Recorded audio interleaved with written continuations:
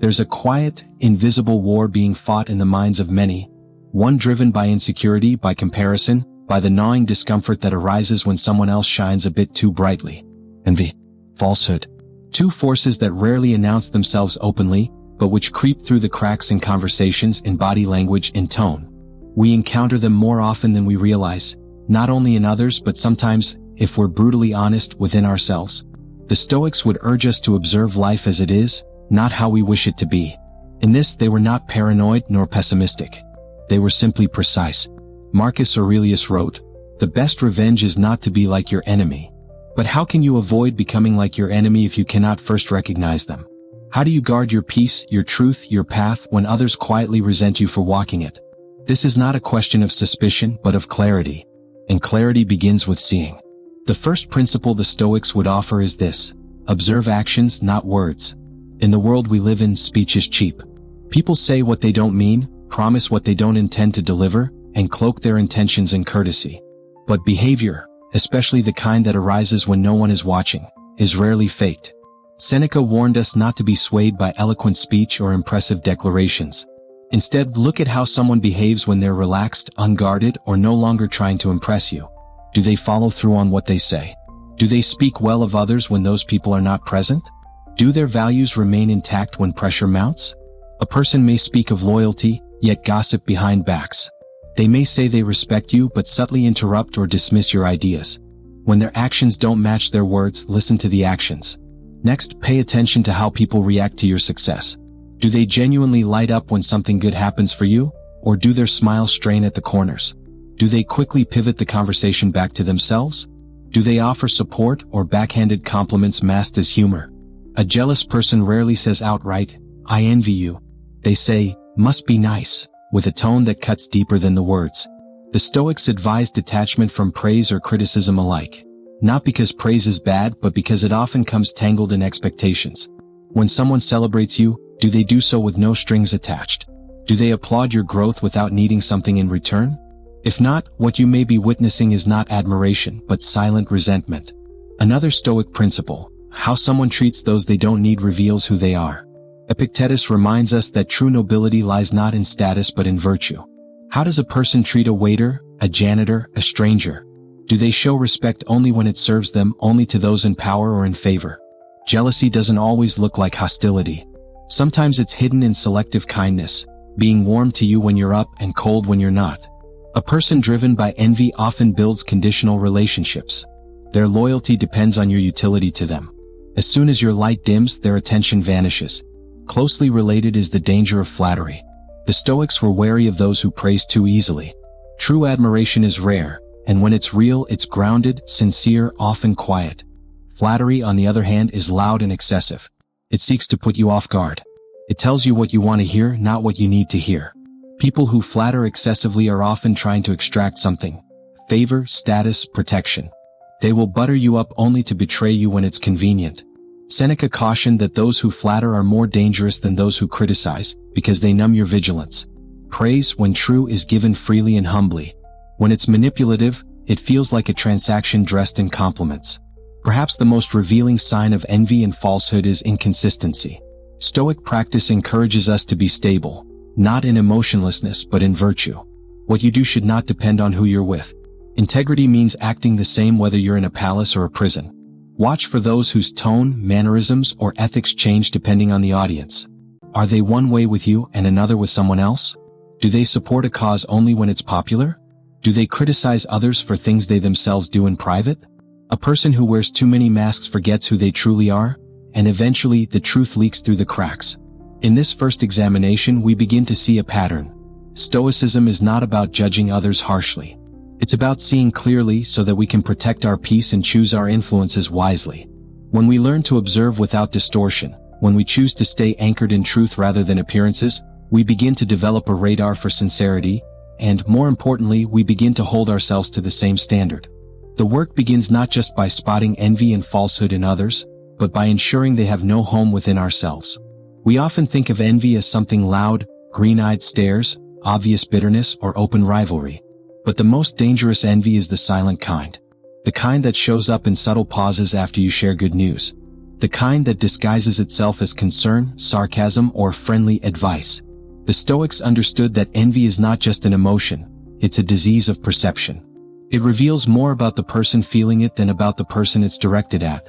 And in recognizing it, we gain the chance to free ourselves from its influence. One of the clearest windows into a person's heart is found in how they respond to criticism. There's an important Stoic truth here.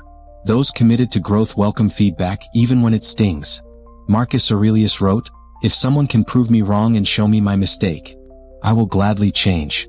That's not just humility, that's strength. The envious or false-hearted, however, react defensively, not because the criticism is unfair, but because it threatens the image they've built. They might lash out, shift blame, or turn cold. Why? Because their sense of self is fragile. A single challenge to their ego feels like a threat to their entire identity. These are the individuals who cannot be corrected, who refuse to self-reflect, because they are too invested in the illusion of perfection. And where there is illusion, there is always falsehood nearby. We also need to examine how people compare, not just to you but to others. People who are at peace with themselves don't measure their worth by comparison. They are too busy becoming who they want to be to worry about who others are becoming. But those driven by envy live in a constant state of comparison. They cannot celebrate without wondering if you're getting more than them. They cannot compliment you without secretly resenting your strengths. These people might subtly compete with you even when no competition exists. They may one-up your stories, insert themselves into your moments of joy, or bring attention back to themselves when the spotlight moves. It's not always loud. Sometimes it's wrapped in humor. But humor can be sharp-edged when it's fueled by resentment. In a Stoic life, friendship is measured by the soul, not the scoreboard. A true friend does not feel smaller when you rise. They feel inspired, encouraged, grateful to witness your progress. And they don't compare journeys because they understand that fate assigns each of us different paths. Comparison poisons relationships. It shifts the focus from shared growth to silent competition. And when competition enters the space of friendship, betrayal is not far behind. Next, we must look at who people admire. This may seem unrelated, but it is deeply telling. Epictetus told his students to observe what others value. Do they admire character or charisma? Depth or popularity? Do they praise those who are honest or those who are powerful? Often, the envious elevate those they secretly want to become. But the false elevate those they think they can manipulate or imitate. Their admiration is not about respect, it's about strategy. Who they look up to reveals who they want to be. And if that vision is rooted in shallow appearances or external gain, it's a sign their intentions are not grounded in virtue. Then there is how people handle your vulnerability. This is where envy and falsehood show their sharpest teeth. When you confide in someone, you are offering them your trust, your unguarded self. A person who envies you may receive that vulnerability with hidden glee. It gives them a sense of power. They might not say anything directly, but later, your words could re-emerge in strange jokes, subtle jabs, or moments of betrayal. The Stoics would advise caution, not paranoia, but discretion. Not everyone deserves access to your innermost thoughts. Test people. Share small truths first. Watch how they carry those truths. A person with integrity treats your vulnerability with respect, even when they gain nothing from it.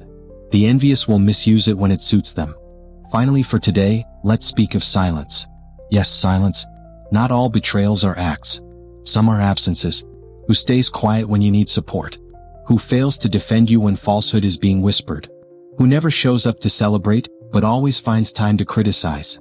The absence of kindness, the absence of loyalty, the absence of joy when you succeed, these are all forms of quiet envy.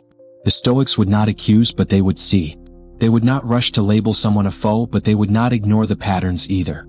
Silence can scream louder than words if you're listening closely. In recognizing these behaviors, in criticism, in comparison, in who people admire, in how they handle your truth, and even in their silence, you sharpen your inner clarity. And in doing so, you do more than spot envy or falsehood. You begin to rise above them. This is not about moral superiority. This is about preserving your path, your peace, your progress. Not by isolating yourself from others, but by discerning which influences deserve a place in your circle. The Stoic way is not to close the door to the world, but to open it only to what strengthens your soul. The Stoics never warned us to fear other people. What they did teach was to observe carefully, to choose associations with wisdom, and to never allow the misguided energy of others to corrupt the clarity of our inner compass. Because at its core, envy is not just someone else's problem. It becomes your burden when you let it slip past your awareness, unchallenged, unseen. Let us now talk about the ethics of treatment. This may be one of the most subtle but revealing lenses into character. How does a person treat those who cannot benefit them? Watch how someone treats a waiter, a cleaner, a stranger. The mask often falls when there's no incentive to impress. If kindness is only reserved for those with influence, status, or something to offer, you're looking at a transactional soul, not a genuine one. The Stoics believe that virtue is consistent. You don't get to be honorable only when it's convenient. You don't get to choose when to be good. The person who switches tones depending on who's watching is not only untrustworthy, they are driven by something other than truth. Often that something is envy masked beneath charm. People driven by envy see others not as fellow travelers on life's journey, but as tools or threats. They might flatter someone in power while diminishing those they deem beneath them. But this two-faced behavior reveals a deeper problem. They don't respect others because they haven't learned to respect themselves. Self-respect and integrity go hand in hand. And where they are absent, you will find envy, deceit, and opportunism quietly at work. Now, let us address one of the trickiest signs of falsehood: flattery. Praise, when sincere, can uplift the soul. But flattery, excessive, unearned, manipulative, does the opposite. It seeks to control rather than connect. The Stoics valued honesty over approval. They would rather speak an uncomfortable truth than offer a sweet lie. A flatterer is not a friend. They are a tactician. Their compliments are currency spent to buy your trust, your favor, your attention. But the moment they no longer benefit from your company, that praise dries up. And in some cases, it turns to criticism overnight. What? Because their admiration was never real. It was conditional. How do we distinguish flattery from genuine praise? Look at timing. Look at tone. Look at consistency. Does the person offer kind words even when there's nothing to gain? Do they praise your effort when you're low on success? Or do their compliments only appear when you're shining, when you're visible, celebrated, useful? The former reflects sincerity. The latter signals strategy. And strategy without virtue often leads to manipulation. Flattery is also a common disguise for envy. When someone envies you but doesn't have the courage to confront their insecurity, they might cover it up with compliments. But if you listen carefully, their words ring hollow. There's a stiffness to it, an overemphasis, a performance. It's not the kind of praise that nourishes, it unsettles. It makes you feel observed rather than understood. Another key sign lies in behavioral consistency. Stoicism teaches us to be the same in private as we are in public. To walk with integrity means your words and actions align no matter the audience. The envious, however, live double lives. One moment they're warm, supportive, eager to connect. The next, they're distant, dismissive, or even passive-aggressive. Their energy shifts depending on what you've achieved, what they need, or who else is in the room. This inconsistency is not mere moodiness, it's a crack in character. A mask slipping. Pay attention to how someone speaks about others. If they gossip with you, they will gossip about you. If they tear others down behind their backs, they will eventually do the same when your back is turned.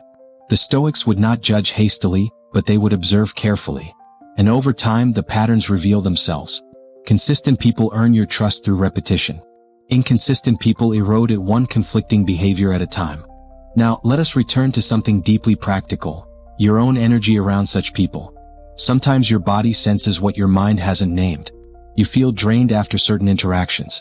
Anxious, confused, as if your light dimmed without warning. That's not nothing.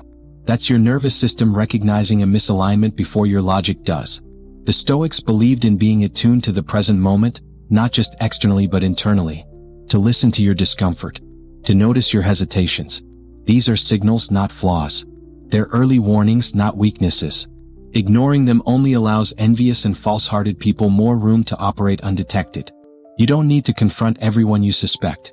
That would be exhausting and, frankly, unnecessary. What you do need is to respond with quiet boundaries. Pull your energy back. Reduce access. Protect your inner circle like a sacred temple. Because it is. Every soul you allow into your life either strengthens your character or siphons your strength. And those who envy you rarely want your friendship. They want your downfall, dressed in smiles. The Stoic way is not about paranoia but about precision. You can still love the world, still offer kindness, still serve with an open heart, while also being ruthlessly discerning. Wisdom is not naive. It loves but it also sees.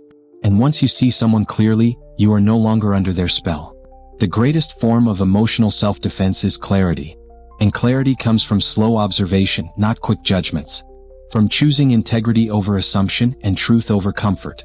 Now we turn to a more intimate signal, one that often whispers rather than shouts: how people respond to criticism. This may seem like a subtle trait, but it often reveals the entire architecture of a person's inner world. A strong character doesn't crumble when corrected. A sincere friend doesn't recoil when challenged. A grounded individual, no matter how accomplished, welcomes critique, not as an attack but as a mirror. But the envious? The false-hearted? They respond differently. They flinch, they deflect, they lash out, or they fall into silence.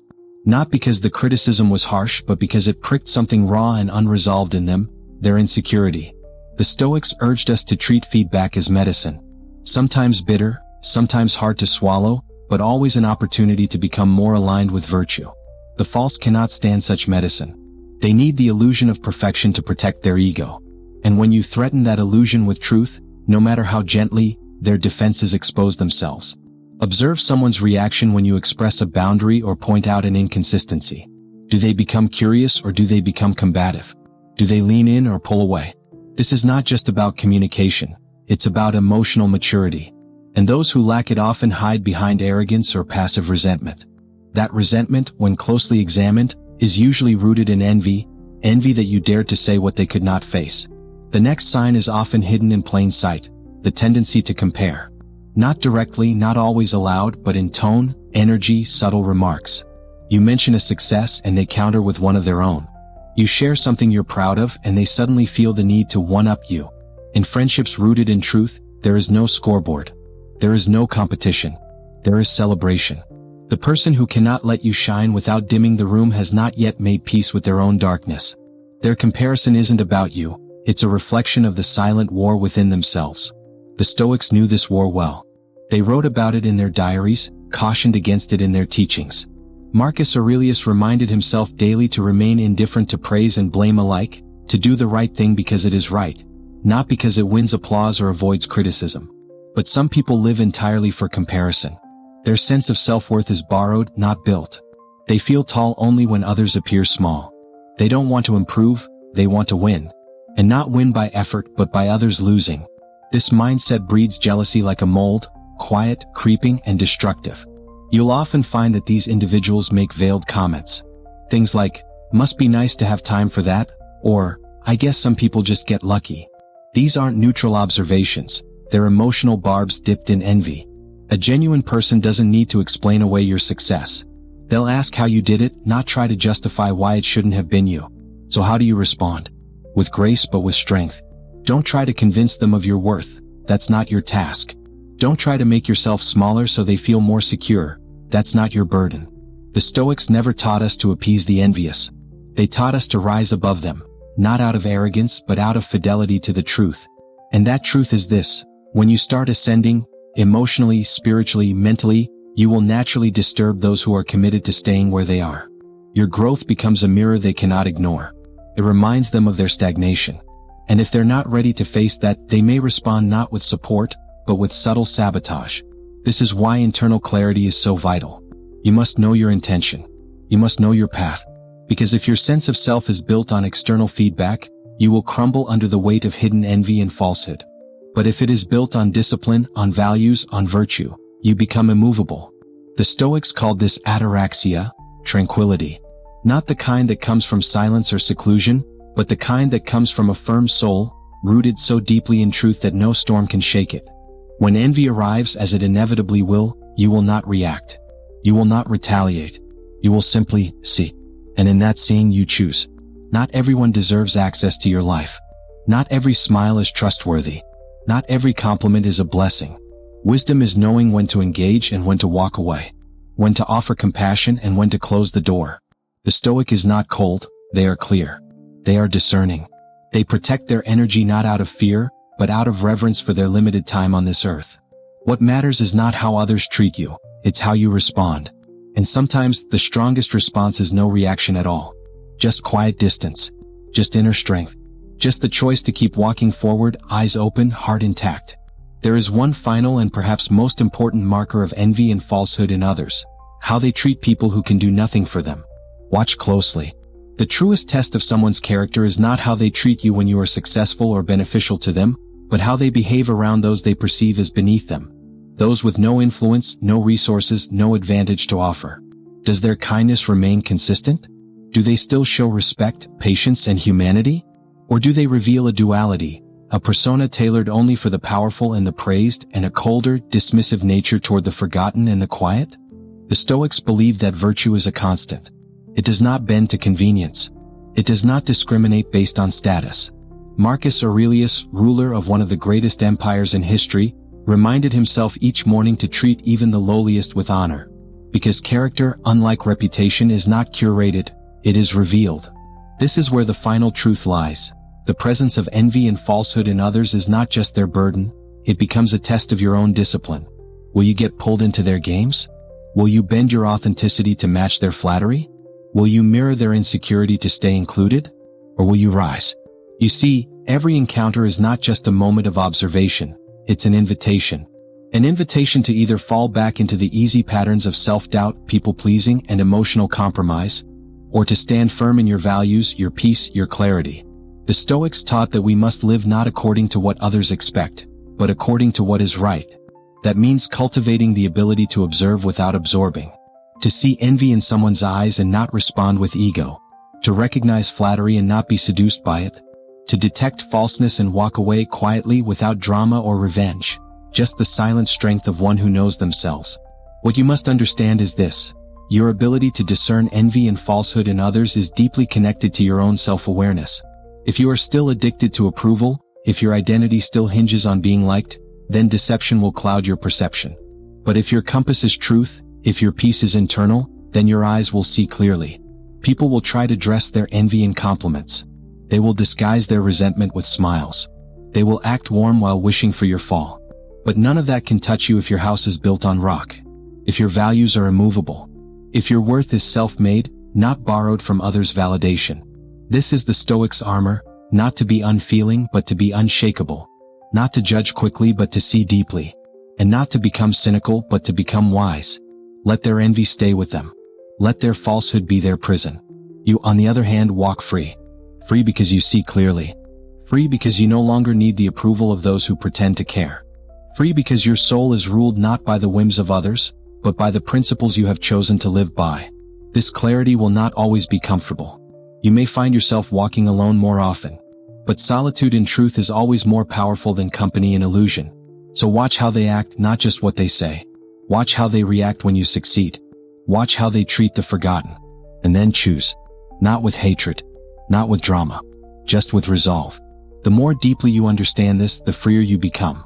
The Stoic way is not to expose others. It is to expose yourself, to the truth, to the patterns, to the quiet knowing that allows you to act, not react. And in that knowing, you reclaim your power, not by shouting, not by proving, but by simply living with unshakable clarity and unwavering peace. If this spoke to you, subscribe to Stoic Way for more timeless wisdom. Comment below, how have you learned to recognize envy or falsehood in others, and how has that shaped your own growth?